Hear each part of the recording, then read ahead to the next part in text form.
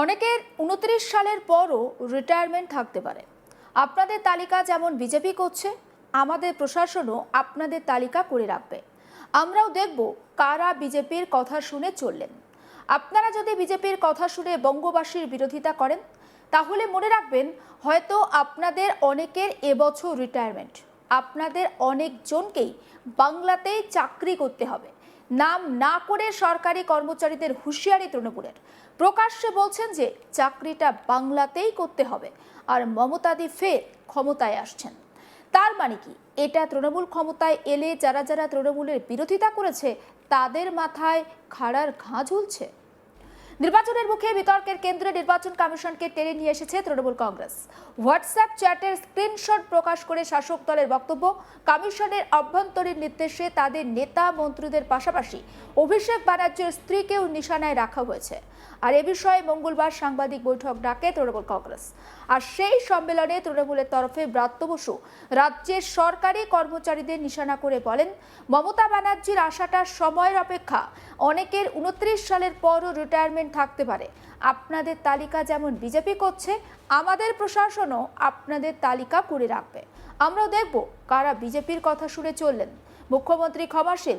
আপনারা যদি বিজেপির কথা শুনে বঙ্গবাসীর বিরোধিতা করেন, বাঙালির সঙ্গে বিশ্বাসঘাতকতা করেন, তাহলে মনে রাখবেন হয়তো আপনাদের অনেকের এবছর রিটায়ারমেন্ট। আপনাদের অনেকজনকেই বাংলাতেই চাকরি করতে হবে।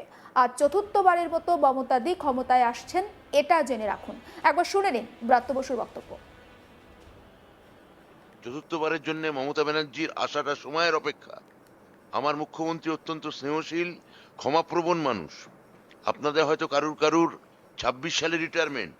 আপনারা ভাবছেন মরিয়ে যা খুশি করি, ওদের কথা শুনে চলি। কিন্তু অনেকের 29 সালে পরেও রিটায়ারমেন্ট থাকতে পারে। আপনাদের তালিকা যেমন বিজেপি করছে, আমাদের প্রশাসনও কিন্তু আপনাদের তালিকা করে রাখবে। আমরাও দেখবো কারা কারা বিজেপির কথা শুনে কোন কোন আমলারা এই সময় চললেন, যারা বেঙ্গল ক্যাডার। মুখ্যমন্ত্রী ক্ষমাশীল, মুখ্যমন্ত্রী স্নেহপ্রবণ, কিন্তু সবসময় আপনারা ভাববেন না যে ভালোবাসা বা স্নেহ সেটা সবসময় মানুষের দুর্বলতা। আপনারা যদি এখন বিজেপির মতো একটা পার্টির কথা শুনে বঙ্গবাসীর বিরোধিতা করেন, বাঙালির সঙ্গে বিশ্বাসঘাতকতা করেন, তাহলে মনে রাখবেন অনেকেরই হয়তো আছে এবছরে রিটায়ারমেন্ট।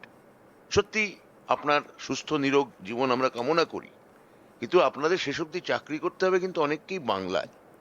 এটাও কিন্তু একই সঙ্গে সত্য, এবং চতুর্থবারে কিন্তু মমতাদিই আসছেন, এটাও আপনারা জেনে রাখবেন।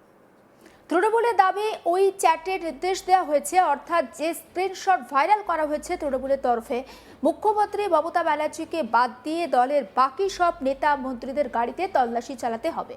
এমনকি আলাদা করে অভিষেক ব্যানার্জি এবং তার স্ত্রীর নাম উল্লেখ করে তাদের গাড়িও খতিয়ে দেখার নির্দেশ দেওয়া হয়েছে বলে অভিযোগ। সাংবাদিক বৈঠকে মঙ্গলবার তৃণমূল নেতা কুণাল ঘোষ তিনি প্রশ্ন তুলেছেন, যদি এভাবে তল্লাশি চালানো হয় তাহলে দিল্লি থেকে আসা বিজেপির শীর্ষ নেতৃত্ব নরেন্দ্র মোদী বা অমিত শাহর গাড়ি বা কনভয়ে কেন তল্লাশি চালানো হবে না? তৃণমূল অভিযোগ করছে কমিশন হোয়াটসঅ্যাপের মাধ্যমে পুলিশ পর্যবেক্ষকদের নানান নির্দেশ দিচ্ছে।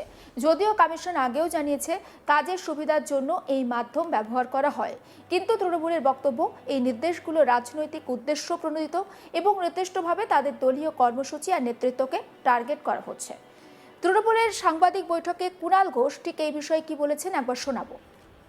বিজেপির পরাজয় নিশ্চিত এবং মাননীয় মুখ্যমন্ত্রী মমতা বন্দ্যোপাধ্যায়ের নেতৃত্বে বিপুল গরিষ্ঠতা নিয়ে ফিরে আসছে তৃণমূল কংগ্রেসের সরকার, মা মাটি মানুষের সরকার।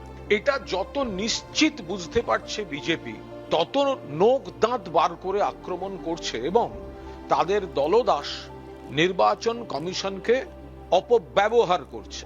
আগে তো বাংলার টাকা বন্ধ দিয়ে শুরু করেছিল, বাংলা ভাষা থেকে মনীষীদের অপমান করা দিয়ে শুরু করেছিল, ভোটার তালিকা থেকে বৈধ ভোটারদের নাম কাটা, কোটি কোটি মানুষকে হ্যারাস করা দিয়ে শুরু করেছিল। এখন তাতেও বিজেপি বুঝতে পারছে যে তারা খুবই খারাপ অবস্থায় আছে। সেই কারণে কতখানি নির্লজ্জ বেহায়া একটা দল হতে পারে যে নির্বাচন কমিশন তারা হোয়াটসঅ্যাপে এই সার্কুলার গুলো পাঠাচ্ছে। আমরা একবার দেখিয়ে দেবো ওখানে যে হোয়াটসঅ্যাপে পাঠাচ্ছে। দেখুন, সেখানে বলছে হেন্স টুডে তারপর except CM all protectees of TMC including their ministers including Abhishek and his wife must be checked in full day clear. মানে কি বলছে, মুখ্যমন্ত্রীকে বাদ দিয়ে বাকি সমস্ত টিএমসি যারা প্রোটেক্টিজ আছে, যারা নিরাপত্তা পান, তাদের চেক করতে হবে এবং বিশেষভাবে অভিষেক বন্দ্যোপাধ্যায় আমাদের সেনাপতির নাম করা হয়েছে এবং তার স্ত্রীর গাড়ি চেক করতে হবে। এটা সেন্ট্রাল ফোর্সকে বলছে এবং পুলিশ অবজারভারদের এই হোয়াটসঅ্যাপের নির্দেশটা দেওয়া হয়েছে। আমরা পরিষ্কার বলছি, এর থেকে নির্লজ্জ লেঠেল বাহিনীর ব্যবহার আর কোথায় দেখা গেছে? মানে কি? কিন্তু যারা বাইরের থেকে ভোটের সময় ঢুকছে তাদের তল্লাশি হবে না কেন?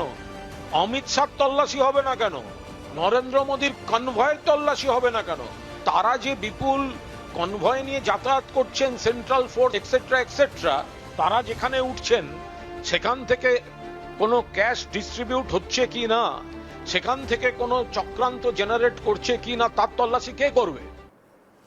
দেখুন, ভোট আর হাতে গুনে মাত্র সপ্তাহখানেক বাকি রয়েছে, কিন্তু তার আগে আমরা দেখতে পাচ্ছি যে বিভিন্ন রাজনৈতিক দল, সেই দলের যারা প্রতিনিধি রয়েছেন, তারা নানা রকম মন্তব্য করছেন সংবাদ মাধ্যমে। কোনো মন্তব্য ভাইরাল হচ্ছে, কোনো মন্তব্য বিতর্কের জন্ম দিচ্ছে। এই যেমন ব্রাত্য বসু, তৃণমূলের প্রার্থী, তিনি বলছেন যে অনেকে 2029 সাল পর্যন্ত চাকরি করবেন, আবার অনেকে 2026 সালে রিটায়ারমেন্ট থাকতে পারে, অনেকে 2029 সালেও রিটায়ারমেন্ট থাকতে পারে।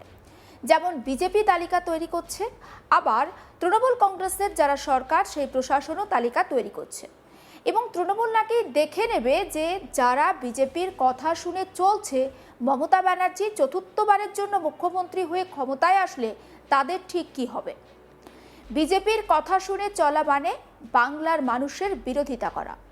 এবং ব্রাত্য বসু একেবারে বলে দিচ্ছেন যে মনে রাখবেন, হয়তো আপনাদের অনেকের এবছরে রিটায়ারমেন্ট, অর্থাৎ 2026-এ অনেকের রিটায়ারমেন্ট রয়েছে, আপনাদের অনেককেই বাংলাতেই চাকরি করতে হবে। এবং নাম না করে কোথাও গিয়ে সরকারি কর্মচারীদেরকে হুঁশিয়ারি দিলেন তৃণমূল কংগ্রেস। কারণ আপনারা জানেন যে ডিএ ইস্যুতে সরকারি কর্মচারীরা কিন্তু বেশ কয়েকদিন ধরে তারা বিক্ষোভ করছেন এবং সংগ্রামী যৌথ মঞ্চ বিশেষ করে সেই বিক্ষোভে একেবারে প্রথম সারিতে থেকে নেতৃত্ব দিচ্ছে।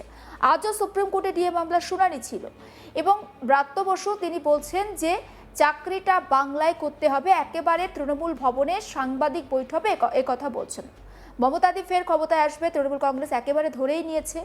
তার মানে কি তৃণমূল কংগ্রেস ক্ষমতায় এলে যারা তৃণমূলের বিরোধিতা করছে তাদের মাথার উপরে কোনো খাড়ার ঘা ঝুলছে? সমস্ত আপডেট পৌঁছে দেবো আপনাদের কাছে। নজর রাখুন আজ তাক বাংলায়, সাবস্ক্রাইব করতে ভুলবেন না।